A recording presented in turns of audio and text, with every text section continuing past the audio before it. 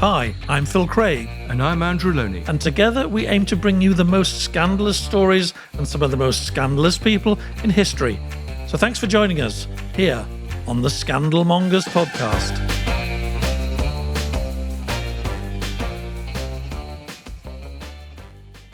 Welcome back. Here we are again. Yes, and another investigative journalist, and another unusual story, which I think sheds some fresh light on some of the cover-ups that have gone on recently. That is true. We are slowly working our way through Andrew Lownie's contacts book of all the great writers, especially the investigative writers, and Stephen Davis is very much one of them. Best, absolutely. I mean, he's been working for newspapers, television, based now in New Zealand. I think, he's covered some of the same subjects like the Estonia that you have in TV. And of course, we return to the airplane that went into Kuwait that he actually wrote a book about. And we discussed with Norman Baker. So some of these stories are covered by several people, but always have different perspectives. Indeed, indeed. Well, let's talk a little bit about last week, though, because I do like to do this. As you know, we're just in it for the praise. The Nazis and the Holocaust, not a massive rating success, I have to say, but it seems to have brought a lot of new people. We had a very good week for people catching up with other shows. I'll mention those in a sec, but I like this. User NW3XT blah, blah, blah. Hey, Phil, I'm your fan. I know you get some flack sometimes, and it's undeserved. I even laugh at your jokes now and again. How's that? Oh, good. That's nice to know. You've got some fans out there on things. No, people. I think the other shows. I made a few notes actually. Surprisingly, Tom Sykes. You remember Tom Sykes, who came and spoke about the fact that his grandmother could possibly have been the mistress of King George VI. That show has had a real surge of interest. Lots of people enjoying that, and lots of people really still enjoying Anna Corsi. Good. Well, she's good value. On 97, she's a national treasure, I think. 97, and still working hard. Yeah, we definitely have to get her back. Miss Claire Mack said, "This is living history. What an incredible woman. I am so grateful to hear this." Isn't this nice? Great, yes. No, I mean, there are a lot of unusual stories there. I don't think many people knew about the Curzon daughters. That is true. And the other thing people will maybe not remember, we talked about extradition a little while ago, and especially extradition between Britain and America and how sort of one-sided and unfair it all was. I don't know if you saw that Mick Lynch, the businessman who fought to try and clear his name for 10 years, actually won his case. Gosh, that's good. Well, I mean, we've also had in the news the wife of the CIA officer who killed a boy driving the wrong side of the road, and that case seems to be bumbling on, even though she hasn't been extradited. And of course, Assange, there's still the debate whether he will be extradited. Yes, I did hear I read somewhere that there was possible movement from the Biden administration. The sense that this man, and for whatever he's done, and he's a very divisive figure, I accept, but he has been in prison for an awful long time now. Maybe it's time to let him go back to Australia. I think the Australians would welcome that too. Most of them. So a lot of these stories, yes, we're going to report on a lot of these stories because they do seem to continue, even the historical ones. And I think the Alderney, it'll be interesting to see if there's more information that comes to light. We've only had the one report, but I think Martin's writing a book and there are others researching this area.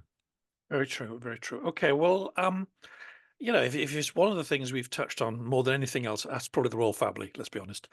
But the second thing we've touched on almost every other week has been freedom of information, has been cover-ups, has been investigative journalism. We're very proud of the writers we've got, and I think hopefully people will agree that Stephen is right up there with them. Yeah, absolutely. No, he's been a doughty champion of freedom of information, and I think the stories we're going to be discussing today, I think, are really fascinating. And without people like him, they wouldn't really be coming out. That is true. So, right, shall we plunge in?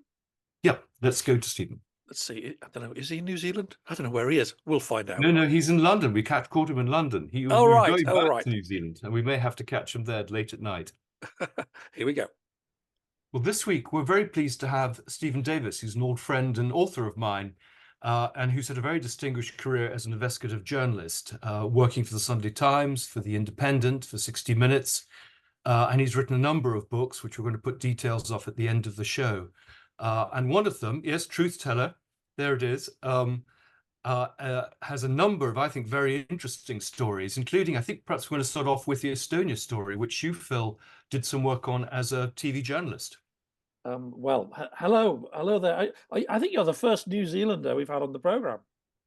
Excellent. I'm honoured, although perhaps you should be honoured, really. We are truly honoured and flattered. You're not joining us from your home. You're somewhere, maybe travelling. I'm not entirely sure where you are, actually.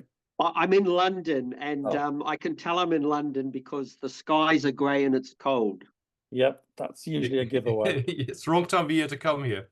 Well, you're very welcome. Yes, I didn't do any investigative work on Estonia, but one of my TV jobs was running a maritime archaeology series called Drain the Oceans for National Geographic, and we tried very hard to make an episode on the Estonia, and just looking into it a little bit made me think this is one of the greatest disaster tragedy stories, possible conspiracy stories of our age, and virtually nobody knows anything about it. So indeed, I'd love you to give me a sort of give the audience who won't know much either, give them a sort of 2-minute, very brief introduction before we can get into all the kind of conspiracy stuff. Yes, indeed. And I mean, I think just to make the point about the fact that it's barely known is really a commentary on journalism. Most of the people who died were Swedes. It's Sweden's 9/11, or Estonians. No Brits, no Americans. So it didn't get the publicity that it really deserved. So the ferry Estonia left the port of Tallinn, bound for Stockholm. The Baltic ferries, of course, are a very common thing. The Baltic Sea can be very rough, and this ferry hit a storm and tried to plow through the storm, slowed down. It was night. Pretty soon, a seaman saw water coming in through the front, through the bow door. Of course, roll-on, roll-off ferries have this door that lifts up and down, and a car deck. They're actually inherently not very safe. Saw the water coming in, warned the captain. The captain slowed down, but pretty soon there was water everywhere. And then extraordinarily, it turned over and sank in less than 40 minutes. Now, previous car ferries that have turned over and sank have often floated. One floated in the Baltic for a week because the air keeps it.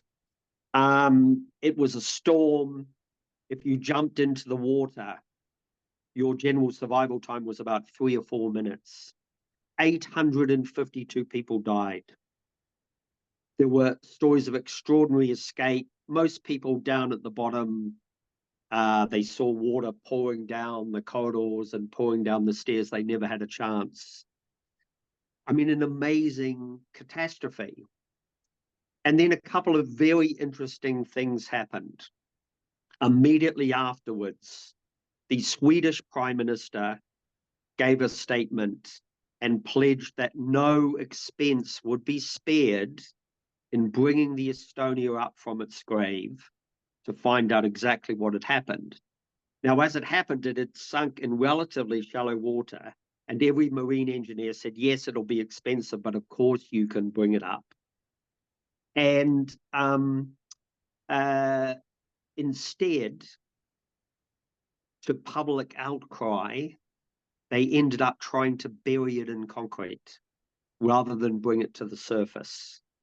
Now, sometime later, an MI6 contact of mine said, oh, there's a very interesting thing that people don't know about this ferry, Stephen. MI6 was involved in a smuggling operation, getting stuff out of Russia through Tallinn. Of course, at that time, the Soviet Union had collapsed and every KGB agent in Russia was turning up offering to sell secrets or hand over things. Yeah, we probably haven't made it clear. This is 94. So 1990, isn't it? I think it was 94. Oh, 94, sorry, yes. 94, yes. yes. Yeah. And so Absolutely. Russia is, as you say, it's in a state of some chaos. And there are all sorts of people doing all sorts of dodgy and strange things. Absolutely. Anyway, there was a smuggling operation, he said, and I didn't know at the stage whether there was any link to the ferry disaster. But what I did know as an investigative reporter was that a government pledging to its people to investigate it properly, and then doing the exact opposite was very suspicious.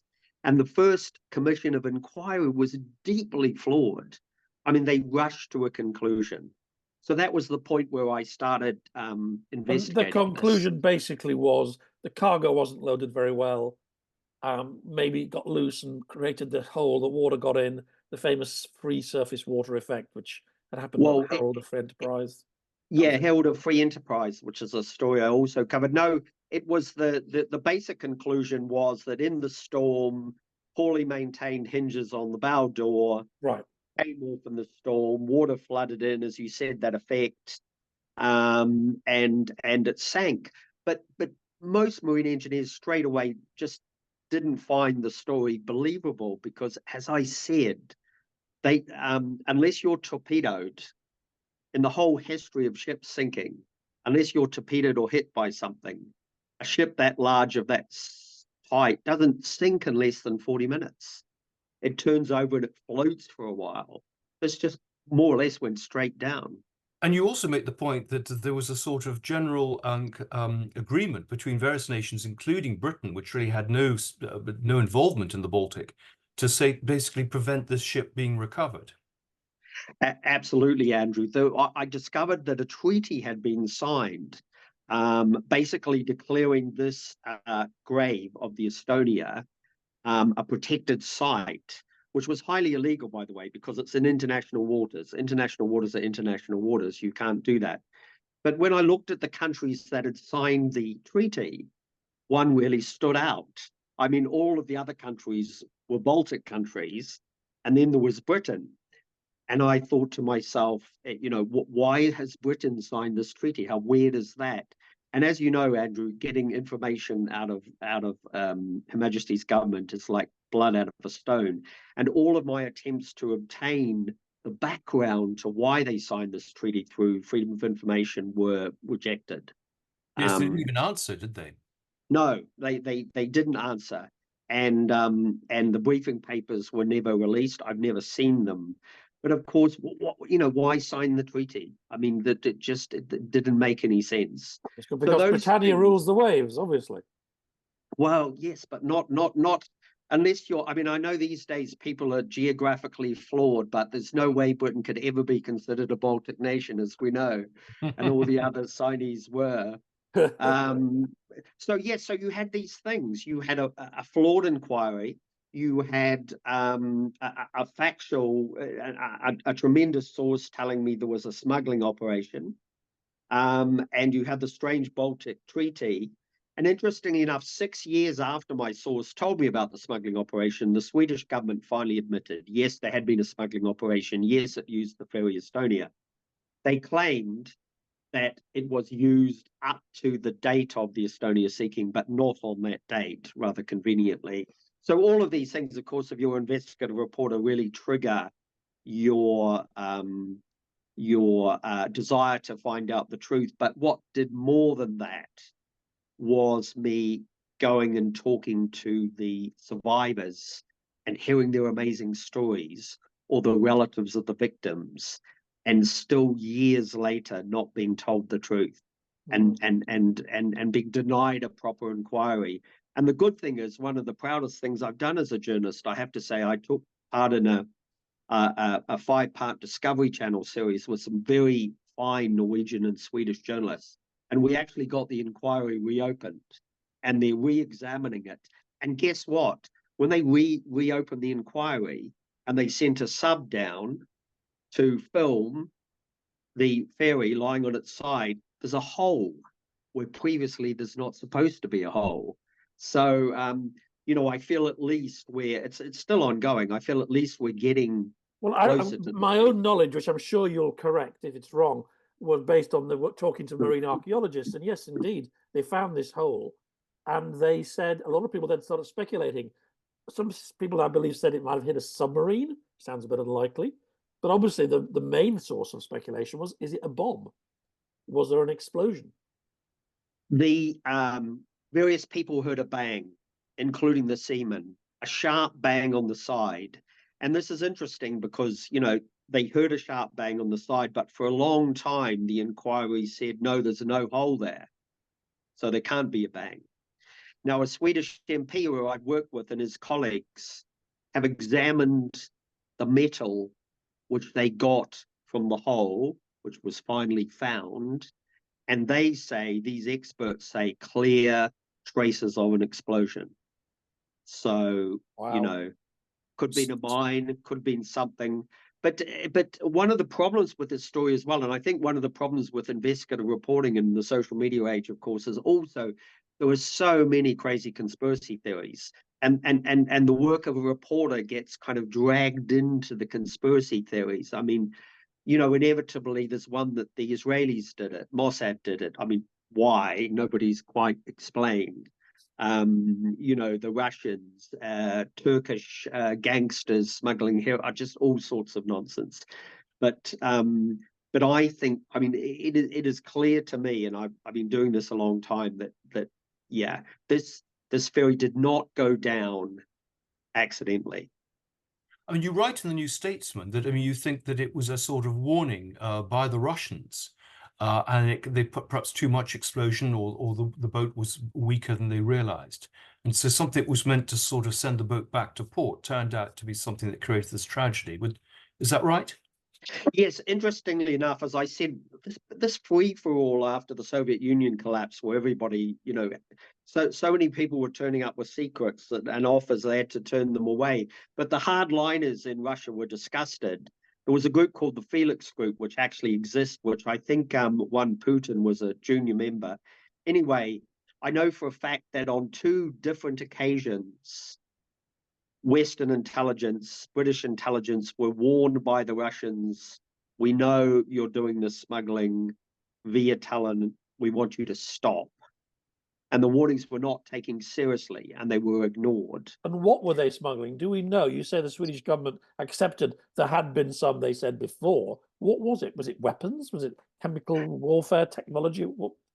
All sorts of things. This was a combined operation between Estonian intelligence, the new Estonian intelligence agency, of course, a new country after the fall of the Soviet Union.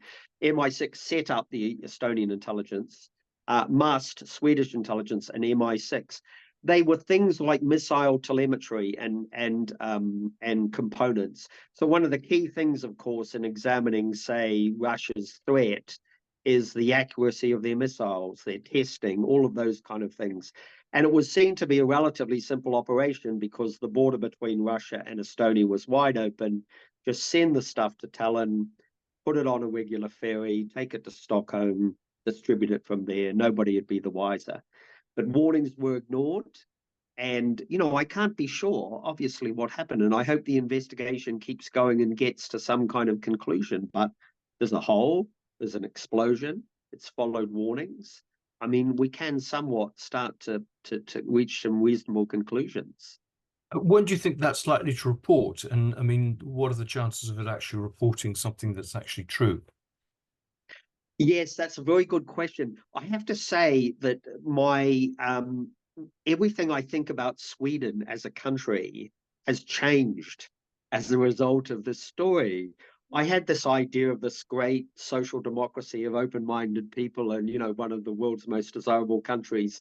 And in fact, the Swedes have done everything possible to prevent proper inquiries, and harass the people who demanded inquiries. I mean, my journalistic colleague, Henrik Evertsen, he was prosecuted by the Swedish government for the act of going out there on a boat and doing his job, trying to find out what happened. He told me the other day he has a criminal charge. He can't visit many places. And what's more, Swedish national TV did a hatchet job on him. My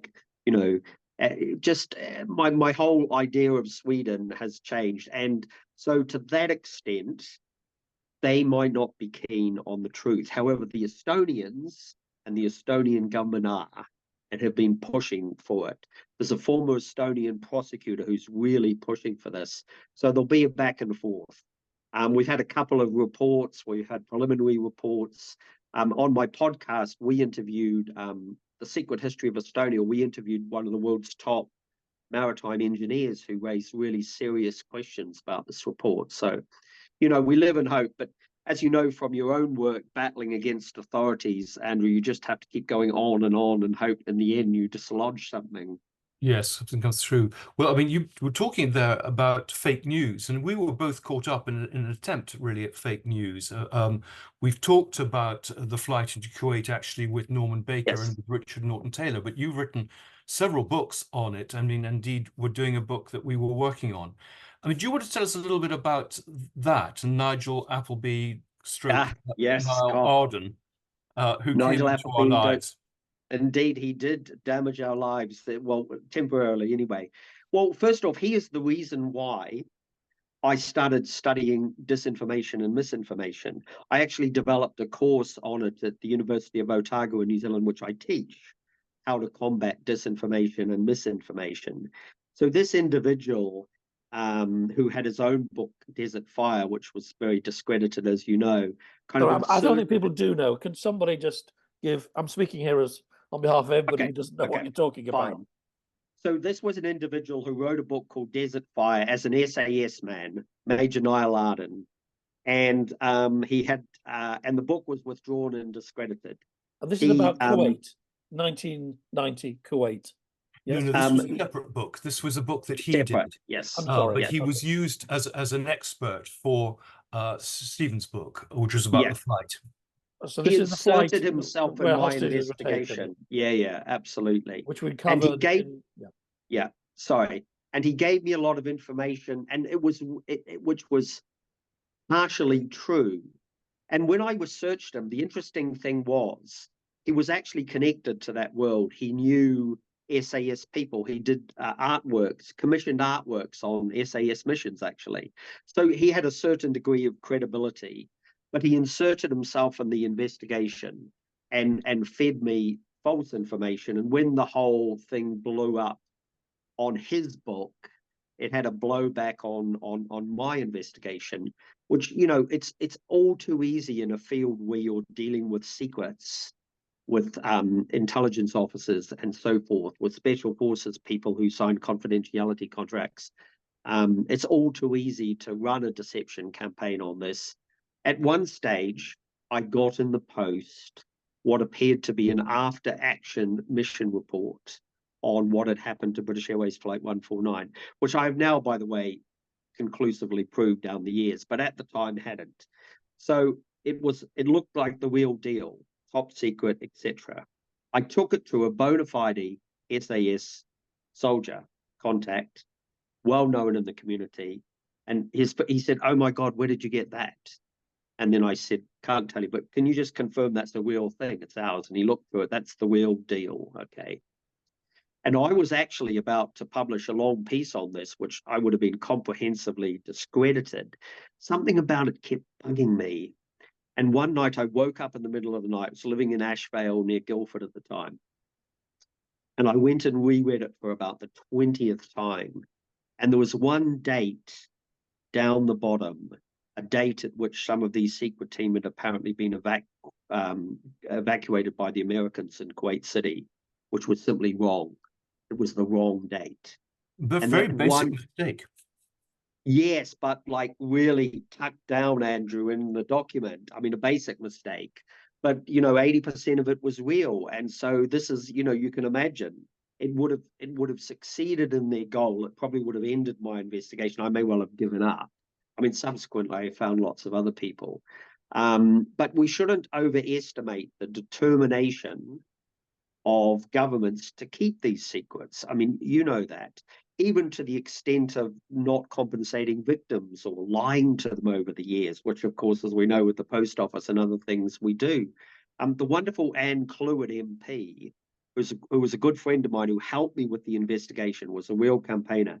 She told me she'd once gone to see Tony Blair and said, "Look, Tony, why don't you just own up to these people? You made a mistake. It was a cock up, whatever." And he said, according to Anne, number one, we want to keep the ability to do deniable operations. And number two, the Treasury doesn't want to fork out any money. So, okay, so I am going to interject again because I don't think everybody will understand. This is the flight that went into Kuwait. We'd covered it in an earlier episode. Lots of people were taking hostage. The suggestion has always been it was used to insert special forces. Yes. there has been lots of inquiries. I don't think anybody got any compensation except British Airways itself got a load of money for the plane. So people have always wanted, and you say you've definitively proved that it was a special forces mission, deniable. Yes. So to bring you up to date, a law firm has now got full funding and is suing British Airways and the government on the basis of my reporting and other evidence that has gathered. The papers will be filed this year. Excellent. And partially this is a result of, if Liz Truss is going to be famous for anything else, it will be her statement as Foreign Secretary a while back. Because for all of this time, starting with Mrs. Thatcher, the British government has said the plane landed and then the invasion started. Now, I knew that wasn't true. I had CIA reports that the invasion started, 3 hours beforehand. But they kept maintaining this for 3 decades. And finally, Truss had to admit in his statement that that was wrong. They were alerted when the plane was still in the air. There was plenty of time to turn it around. So again, that's another story where, well, more than Estonia, I'm really confident that we've nailed 149 and they're going to have to pay out. I don't think they'll let it go to court. It's all too embarrassing. But I think I'm seeing one of the former hostages today, Barry Manners. These people had their lives ruined. The government commissioned a report, Operation Sandcastle, into the war crimes that the human shields had suffered, terrible war crimes, rape, sexual assaults, near starvation. And the government then suppressed that report for 30 years. So not only did they not want you to know why the plane landed, they didn't even want you to know the suffering that all these hostages had been through. So you actually won that case, in effect. I mean, Liz Truss has basically gone back on what the government was saying. Yes. Having tried to discredit you, I mean, by planting this false Yes. informant, and to try and discredit all your work, because, I mean, clearly they could have then said, well, why do we trust Stephen Davis? Because look at the sort of rubbish he produces. Yes, yes.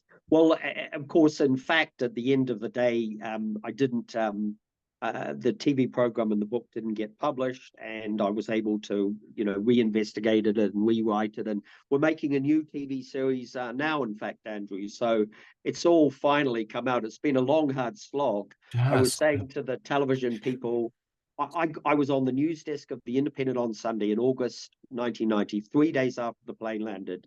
And I got a call saying there's something wrong with what they're saying about this plane. And that's 34 years I've been investigating this story, Gosh. which is more than half my life.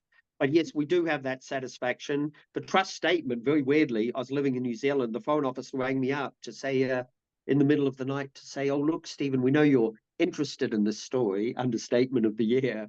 There's going to be a statement you might want to follow, which I thought was quite decent of them, really. Gosh. And what are you most proud of, apart from these 2 cases, in terms of your, long career investigations? Well, I'm most proud, I think, professionally, of something that sadly ended very badly, which was being part of the launch team of The Independent on Sunday, Andrew. I was headhunted from the Sunday Times. We put together a new national paper. We sat in the Churchill Hotel in London in the summer with a piece of paper and a pencil, about 6 of us. 6 months later, we had a new national paper. We had no press barons. We had no major shareholders. We were truly independent. We made an early decision to relegate Royal News to News and Briefs, which I was quite in favor of. We're the only national paper in favor of a republic, which I'm also quite in favor of, to be honest. And for a long time, it was wonderful. But of course, then there was the recession. Rupert Murdoch cut the price of the Sunday Times to undercut us. We ran out of money. Was taken over by Tony O'Reilly, then the Mirror Group, and it's, as you know, in the end, a sad story. But launching that paper, I think, is still the proudest professional thing I've ever done, helping to launch it. I mean, we've seen the sort of downplaying of investigative programs. I mean, Mark Oman has just left Newsnight. Panorama is no longer the flagship it was. And most papers are not really running investigative teams, even the Sunday Times, apart from Gabriel Progrin and people.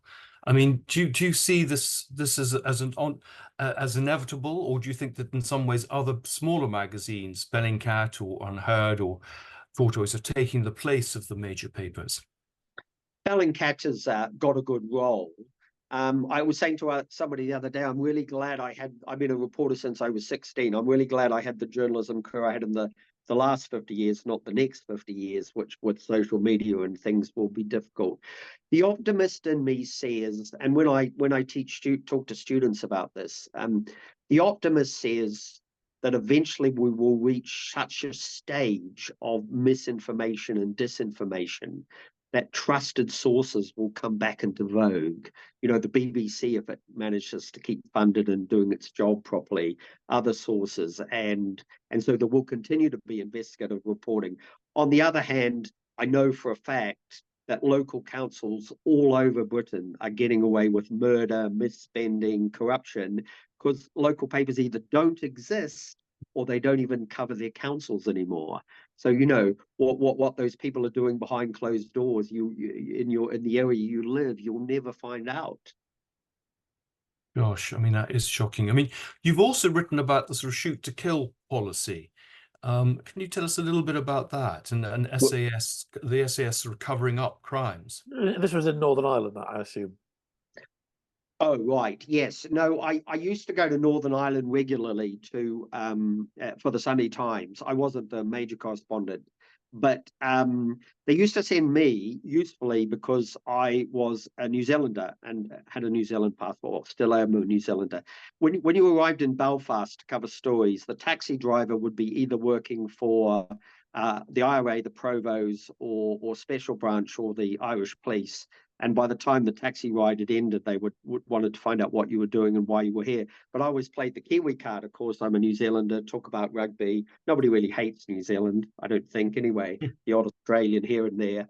And so that was one of my early experiences of covering the SAS, not the SAS actually, but an operation called 14 Intelligence Company, which was a sort of put together team. And their goal was war against the IRA, intelligence gathering true, but a couple of people who worked there that I interviewed then and subsequently were quite frank about it, is that one of their other goals was to find as many SAS men as they could and kill them. And they did, like large numbers. IRA men, yeah. Because Yes. I mean, Sorry, IRA man, apologies. Yes. Yeah. Because I mean, we actually covered the case in Australia of some of the Australian SAS sort of war crimes, which is sort of that in Afghanistan recently, that big case. And my old friend Chris Masters, who was on the program, talking about that. I'm sure you must know Chris or have heard of him. Yeah, this is the VC, the Australian VC, Ben. Amazing story. And the amount of money that was thrown at the journalists, you know, it became one of the big court cases of recent Australian history. And Chris was exposed for millions potentially, but he won. And I think it's going to appeal, but they're confident. You know, the VC guy was funded by Kerry Stokes, the Australian press baron. So right. he was actually funding somebody to sue a journalist, which is pretty disgusting, really. Actually, listening to you talk about all these cases made me realize we've been missing a trick, Andrew. We should definitely do the Rainbow Warrior story. You say nobody hates New Zealand. Well, for a while the French did, and they set off a bomb in Auckland, and a story that was also covered by Chris Masters. Maybe even you, I don't know, Stephen, at the time. The aftermath of that is fascinating. Maybe a story that people don't know, because the French put enormous pressure on the New Zealand government, said, you know, we're going to stop your dairy products being sold in Europe and all sorts of underhand stuff.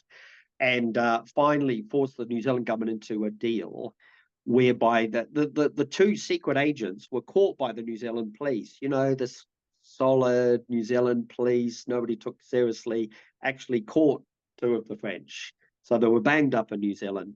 So the deal was they'll send them to Tahiti, and the French agreed to keep them in captivity in Tahiti as a sort of halfway house.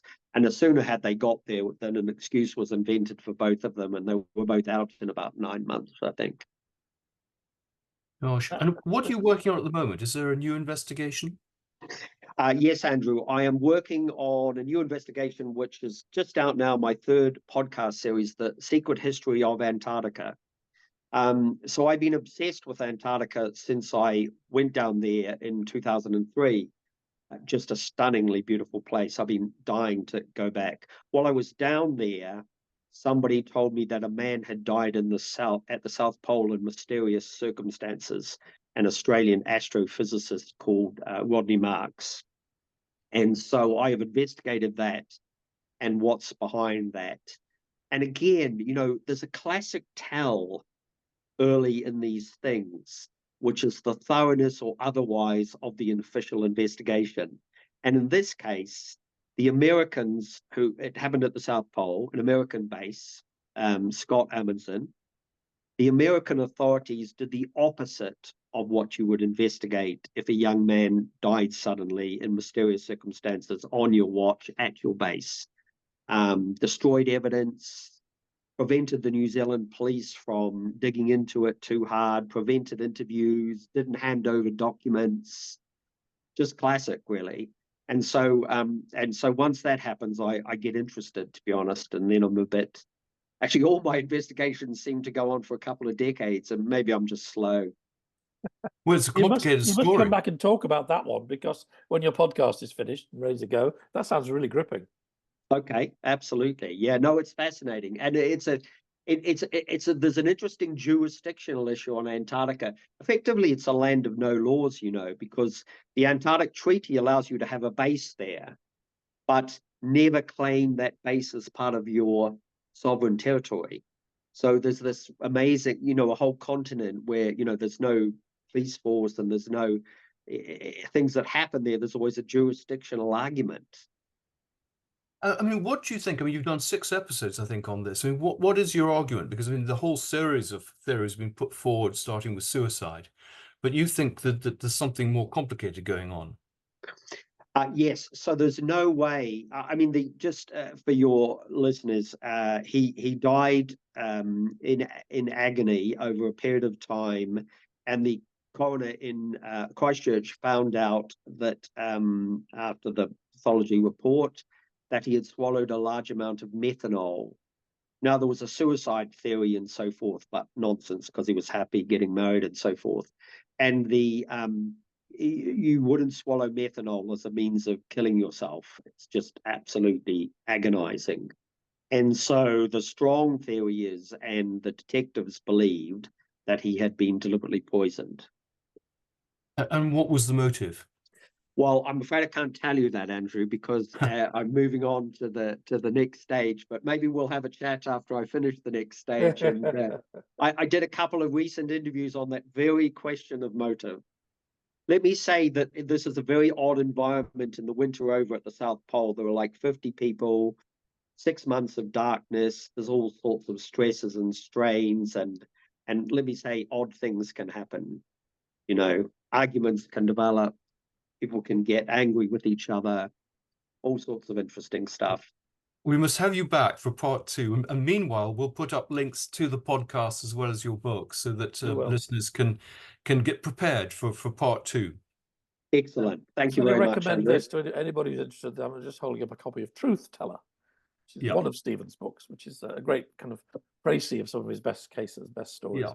No, it's been great to have you. We've been talking to a number of people, Michael Crick, Richard Norton-Taylor, and other great sort of giants of investigative journalism. So it's great to have you on, and we look forward to hearing how that investigation goes. Yeah, absolutely. And stay in touch with the 149 story, because we could actually have a victory there. Yes, we will. That would be great. Many thanks, Stephen. Thank you. Okay. Bye. Good to see you. Bye. Well, maybe something will happen in the week. Well, what an impressive man, an impressive journalist, and what an impressive accent. Yes. Well, 2 really interesting stories and interesting perspectives, and still many unanswered questions. But I think it just shows you the sort of realpolitik that goes on, and a part of the world we haven't really dealt with in the past. So it's good to have that perspective. I know, and it's funny, we've had quite a few investigative journalists on. They're all sort of people of a certain age, let's be honest. And as we said before, are there new ones coming through? Is there a sort of ecosystem in media to support them anymore? I wonder. Well, I think the papers. There are investigations units on some of the papers, but they're very small. A lot of the newspapers have stopped doing it. I mean, there are young, very good people, but I think the money isn't there to do these proper investigations, and so these that's right. stories are getting away. And it also, kind I of think leads as an independent writer or broadcaster, you have to take on so much risk yourself. I mean, this must have happened to you. If you go to a publisher with an amazing story, they'll say, yes, that's great, but here's a contract that says you indemnify us against all legal risk. Yeah, exactly. I mean, I've been looking to get insurance for my new book, and because I may say something, for example, on the podcast, which someone wants to sue me for, and it's really hard to get, and if you get it, it's really expensive. So it's much easier to say nothing, Yeah. and that's what they rely on, and that rather naturally leads us into next week, because that's exactly what's happening. Rich and powerful people are using the courts to prevent journalists and writers from writing about them. And tying them up. And it's exactly my experience, even with the government, with my Mountbatten Diaries case. They spun that case out for years and pushed my legal bills up quite unnecessarily in the hope that I would give up. And we need to have some way of dealing with this. I mean, there needs to be some reform. And I think what's rather frightening is freedom of information doesn't figure in any of the political manifestos for the next election. It's not an issue they want to go into. No one wants to have any scrutiny of what they do. And I think that is a shame, because it is the mark of democracy that there is some transparency and accountability. And it seems none of our parties seem to want that. Very well said. Very well said. Yes, next week we're going to do a bit of a freedom of information special, especially it'll be about 10 days before the British general election. We'll talk about that, talk about maybe what Andrew's been getting up to with Prince Andrew and Fergie and his researchers and his struggles to get access to information. And that's been a long-running problem for Andrew. And we're going to hear about these slaps, these lawsuits that rich people, not just British ones, often powerful foreign organizations or rich oligarchs, they've been using them to really suppress people like Stephen Davis, people like Andrew Lownie. And it is a serious problem. Yeah, David Hooper is a lawyer who specialized in this, has worked very closely with a lot of publishers, and was very involved in another famous case with a former MP who was sued by someone who didn't like, who was trying to take over one of these Middle Eastern organizations, and which she was running. So a lot of very interesting stories next week. I'm looking forward to it. Yep. And then maybe we should think about doing something a bit lighter. More aristocrats having sex. That seems to be our sweet spot at the moment. People love that. Well, there's never a shortage of stories there. Excellent. Well, look, thanks everybody for listening. And I should say, and I often forget, if you like the show, let us know you like it by liking the program and by commenting. And Andrew and I, we try to get active in the comments and react to what you say. And if you're feeling generous, there's a thank you button for a couple of dollars or a couple of quid. That's it. That's great. I mean, someone very kindly put in $20 last week. I think that's our best showing. So very, very grateful, because it's $20 would pay for half of this microphone. Exactly. And it helps pay for the engineers and Theo, who does such a fantastic job for us, and all the people who work on behind the scenes. So thank you very much, everyone. And Andrew can put it towards his insurance premium for when Prince Andrew sues him. Exactly. Or Fergie, or some acolyte. Thanks for listening. Thanks for watching. Okay, till next week. Bye. Thank you for listening to the Scandal Mongers podcast. This has been a Podcast World production. You can get in contact with our show by emailing team@podcastworld.org, placing Scandal Mongers in the heading, or via our social media links within the show's bio.